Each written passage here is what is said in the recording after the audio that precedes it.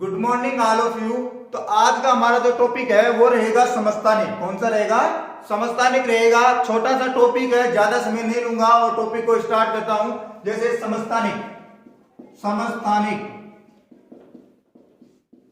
तो देखिए समस्थानिक होते क्या है कि समस्थानिक किसी तत्व के वे परमाणु होते हैं जिनकी परमाणु संख्या तो क्या होती है, समान, और द्रव्यमान संख्या जो होती है वो क्या होती है, भिन्न भिन्न होती है या अलग अलग होती है।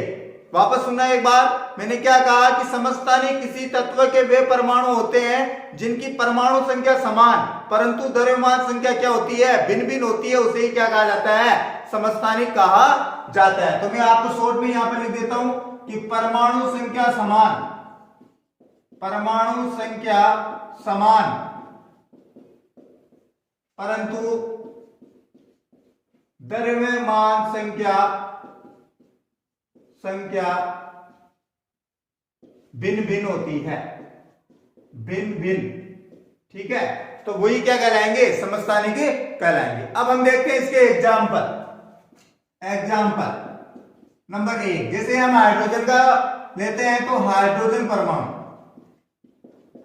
तो हाइड्रोजन परमाणु की 3 स्पीशीज यानी कि 3 प्रकार की अवस्था बनती है या 3 स्पीशीज इसकी बनती है। ठीक है, नंबर 1 यहां से देखते हैं प्रोटियम। प्रोटियम इसकी प्रतिशत मात्रा होती है 99.98%। कितनी होती है, 99.98%। Number 2 deuterium. ड्यूटीरियम इसकी होती है 0.15%। और अंतिम है ट्राइटियम, नंबर 3 ट्राइटियम। ठीक है, ये सूक्ष्म मात्रा में होता है, सूक्ष्म मात्रा। ठीक है, तो अब हम देखते हैं, पढ़ते हैं इसको प्रोटियम। तो जैसे कि ये कोई परमाणु है, ठीक है ना, और इसके अंदर ये उसका नाभिक है और इसके अंदर एक प्रोटॉन उपस्थित है। क्या है, एक प्रोटॉन जो है वो इसके अंदर उपस्थित है। अब ये जो कोष है भाई, इसके अंदर क्या होगा, एक इलेक्ट्रॉन होगा। हाइड्रोजन की बात करें तो इलेक्ट्रॉन कितना होगा, एक। ठीक है, इसके अंदर किसी भी प्रकार का न्यूट्रॉन उपस्थित नहीं होता है। आधुनिक आवर्त सारणी में जो 118 तत्व है उनमें हाइड्रोजन एक ऐसा तत्व है जिसमें उसकी जो पहली स्पीशीज है, कौन सी, प्रोटियम, जिसमें किसी भी प्रकार का कोई न्यूट्रॉन उपस्थित नहीं होता है। तो ये होगा कैसा, H1H। ठीक है, दूसरी आती है ड्यूटीरियम। ठीक है, इसकी कैसी बनेगी, इसकी भी ऐसी होगी। ठीक है, यहाँ पे इलेक्ट्रॉन होगा और इसमें एक प्रोटॉन और एक न्यूट्रॉन पाया जाएगा। तो ये कैसा बनेगा, D12H। ठीक है ना, यानी कि ड्यूटीरियम। तीसरा ट्राइटियम की बात करते हैं, ये इलेक्ट्रॉन हो गया, इसके अंदर एक प्रोटॉन होगा और दो कितने क्या होंगे, न्यूट्रॉन। तो ये कैसा बनेगा, T13H। तो ये हो गई हाइड्रोजन की 3 स्पीशीज।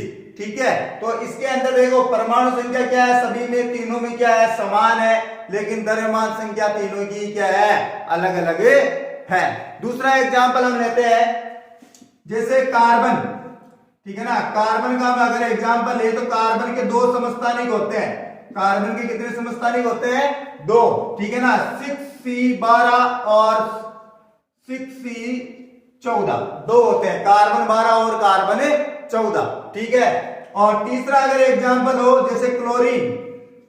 क्लोरीन इसके भी 2 समस्थानिक होते हैं, C1735 और C1737, यानी कि क्लोरीन 37 और क्लोरीन 35। ठीक है, ये 2 समस्थानिक होते हैं क्लोरीन के।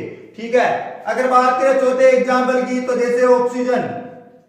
ऑक्सीजन के 3 समस्थानिक होते हैं। कितने होते हैं, 3 समस्थानिक होते हैं। तो देखिए ऑक्सीजन 8 नंबर पे आता है, ऑक्सीजन 16, ऑक्सीजन 17 और ऑक्सीजन 18। तो 3 समस्थानिक होते हैं ऑक्सीजन परमाणु के।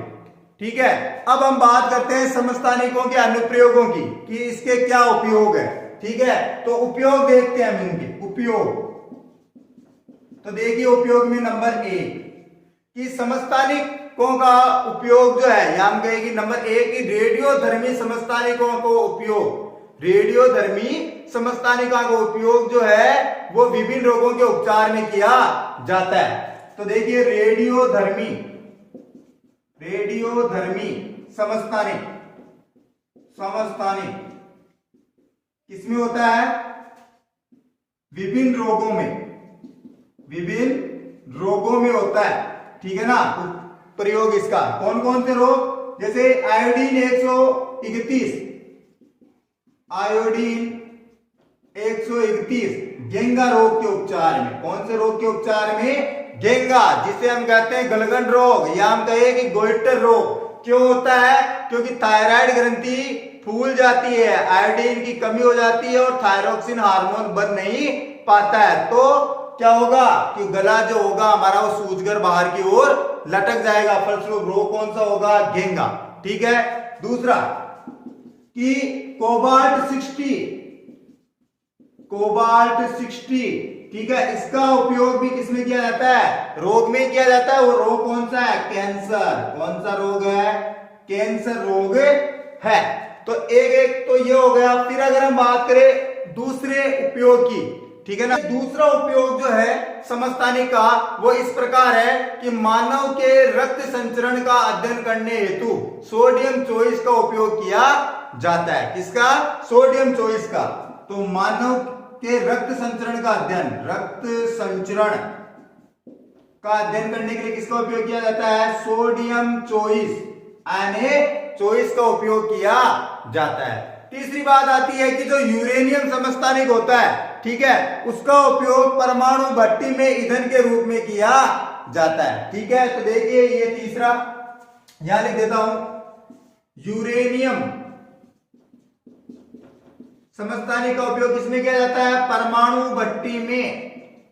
परमाणु भट्टी में किस रूप में? ईंधन के रूप में। किसके रूप में? ईंधन के रूप में किया जाता है। तो ये समस्थानिक के उपयोग समाप्त होते हैं। अगली क्लास में हम एक नए टॉपिक के साथ में मिलेंगे। तब तक के लिए धन्यवाद।